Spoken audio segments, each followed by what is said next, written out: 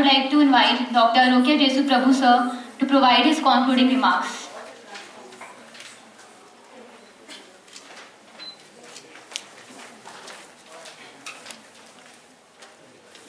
Once again, good afternoon to everyone. And to conclude with the summary of the presentation for this session, it was quite wonderful. We could see the first-time presenters as well as the experienced people who were presenting here.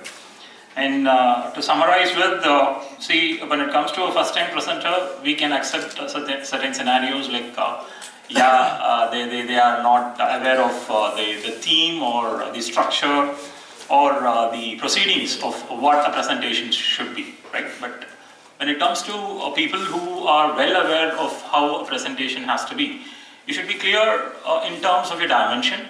So that was quite missing in certain papers which I was not specifically saying. You people know that from the way the question was being put to you, right? So certain areas were missing, like what was the purpose, what was the outcome. So whenever you work with a project, whenever you work with the research, be clear in your objective and your outcome. So what is going to be your objective and what is going to be your outcome. So that's what will give you a clear presentation, that's what will make you a presentation worthy. So I'm not saying nothing was there, right? It was quite good, right, compared to all the other conferences which have been there, right? So it was quite good, and the paper Unemployment Rate Future Forecasting was the first time presenter, but still she has to improvise a bit in terms of the futures and all the elements she has to work with.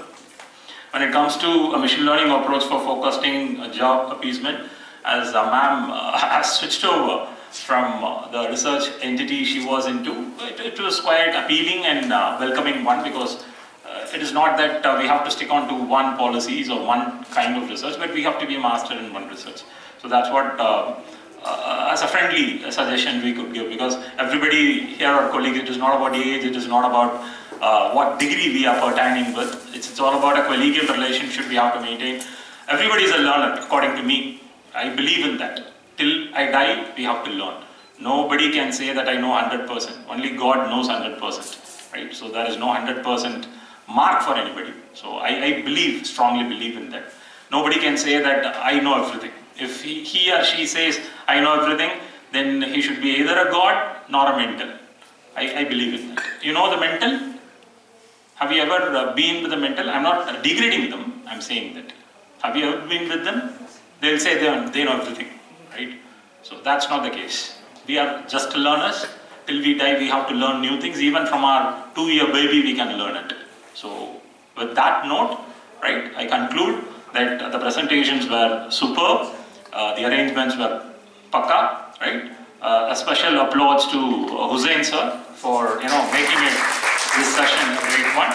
And I just wanted to end up with one specific thing which I noticed in the last presentation. Like while you are presenting your paper, you should not use a word called nothing but, right?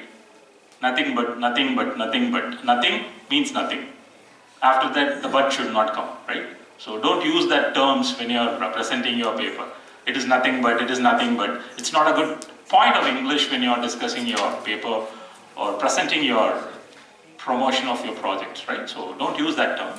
So it's a kind suggestion which I'm making. And apart from that, all the presenters were working good.